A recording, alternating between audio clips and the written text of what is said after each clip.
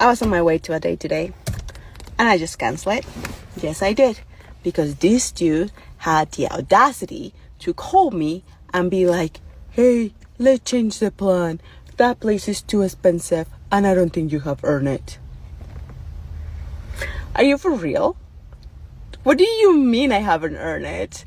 I'm going out with you. I think that's good enough. Anyway, he's like, no, don't be like that. Like, maybe one day I will take you if you're good to me. I was like, oh, you're so kind, but no, I think we're good. He's like, don't be like that. We will find another place. I was like, no, I don't need to find another place, but thank you. I appreciate your time, and I wish you the very best. I hang up, and I call my friend, and I was like, hey, do you want to go to a steakhouse? It's on me. The fact that she got upset about that just proves that she's not ready to be likable. Yes, he should have just went with a low investment date from the rip. He shouldn't have been trying to show off and impress this chick. But what he found was the resistance in the beginning. All of that, I'm not that type of girl and you need to take me here and blah, blah, blah, blah, blah. Self-sabotage. And if you pay attention, she calls up her friend and invites her friend to go to a steak dinner that she's going to have to come out of pocket and pay for. See, all of that resistance is only going to sabotage them. And it proves that they don't want to earn anything. They don't have to be likable. But that doesn't hurt men. All that does is help men navigate dating, because when they say, I don't see this energy, I like this, I've saw that energy before, I've seen it, it's a turn off to me. So I'm going to avoid that now. You understand? So whenever a woman gives you resistance, it's not a bad thing. It's self-sabotage, because she has to earn the nice things. Rather than earn that, she continues to sabotage good chances with good dudes. Let's get into clip number 2. I literally think that I figured it out. I figured out why this generation of men are so insecure, and where the whole nonchalant act comes from. So I think the whole nonchalant act is basically a control tactic. Because what's happening is that man is probably fearful of the woman being able to leave him at any moment that she wants. Because God forbid a woman is in control of her emotions. God forbid a woman is okay with being independent, because that makes men terrified. Men are nonchalant, so you can leave us in peace. You can leave, go see another dude, go do whatever you want, shake ass, go do it. We're not going to kick and scream about it.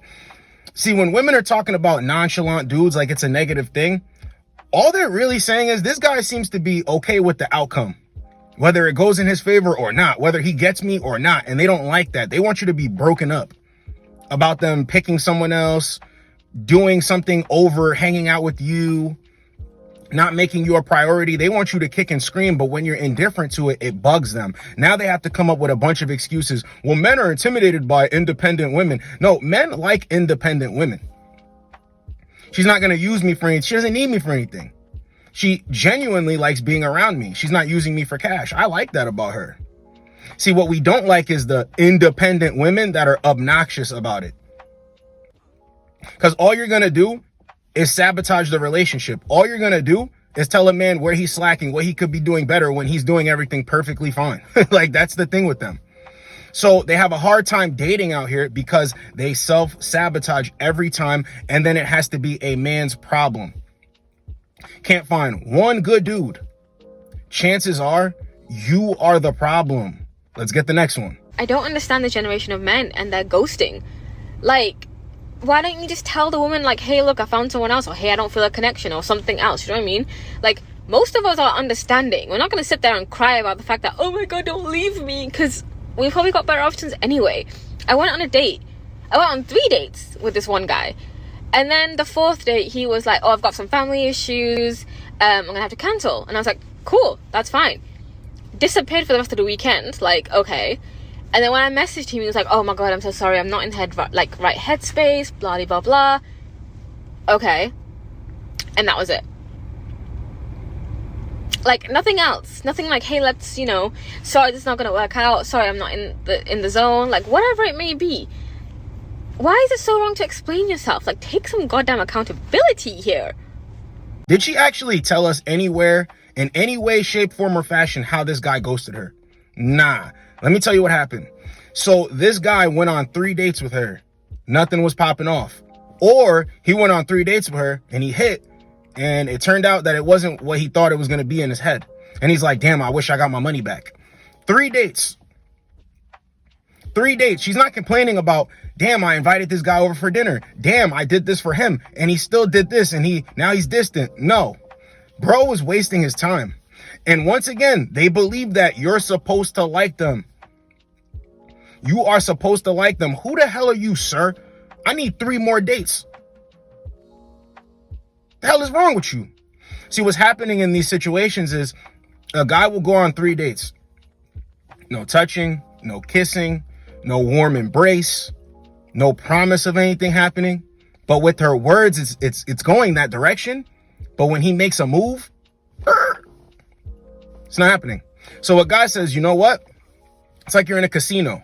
You lose a little bit and you say, you know what? The mature thing to do is walk away now. Yes, I lost a little bit, but I'll make it back in no time. I'm not going to waste everything I have because the house always wins. So why chasing women is a fool's game. They're always going to win because it's not a waste of time for them to waste your time. They're still getting non-sexual attention. You're spending money. You're giving her your masculine energy. Come on, bro. You got to really think about it. When guys eject from the situation, it's because they're not getting anything in return. But in their minds, who the hell are you? You are supposed to like me because I say so. Self-sabotage. You have to be likable. You can't bully someone into liking you. And he didn't ghost her. See, what happened was he didn't get back to her in a timely fashion, in a timely manner, like the time frame that she wanted him to get back to her. And she hits him up and he tells her, well, yeah, I've been busy with this or whatever. And now she's mad because basically he's not explaining himself. You don't have to explain yourself to these women. You don't owe them anything. From the looks of it, seems like he invested in 3 dates. What do you owe him? Nothing. Remember, nothing at all. But he owes her everything. Self-sabotage. Let's get the next one. Are you trying to say that we don't bring peace to your life? I have to disagree. I do not think that if a woman that you so desired was available to you, you would choose peace over commitment, sex, good meals with conversation, and things like that. So I'm going to call your bluff because I don't think that's true.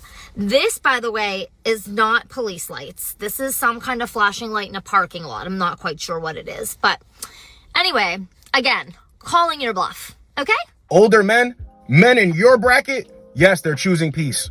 They're looking for peace, and choosing peace doesn't mean being alone. Not having any women around. No, that's not what that means. I only deal with women who follow my lead and cooperate. You want to tell me what you will and won't do? Okay, NVM. Straight like that. Yes, men choose peace. Talking about if the woman of your dreams or whatever comes into the situation, I doubt that you would choose peace. Once again, talking about boys and not men. You know this thing with like hot women? I don't understand the thing with men's fixation on it and like women too. You know, a guy who has social skills, a guy who gets invited to parties, a guy who goes places and does things, you will hook up with average women and hot women throughout your life. There's no difference between the two. Women are women. One is just nicer to look at. That is all. So when they're thinking that being hot and you stepping into the situation and he has the hots for you and you're hot, this is going to make the determining factor of if he's going to wife you or not. No. And the hot ones can be rented. Women don't understand this. It's peace, being likable, being useful. And if you don't understand that, you're always going to sabotage your relationships and then get on camera talking this nonsense. Let's get the next one. So I was getting my snack and I gave a man a compliment and he just continued the conversation like I didn't say anything. I am so shocked. All I said was, I like your shirt.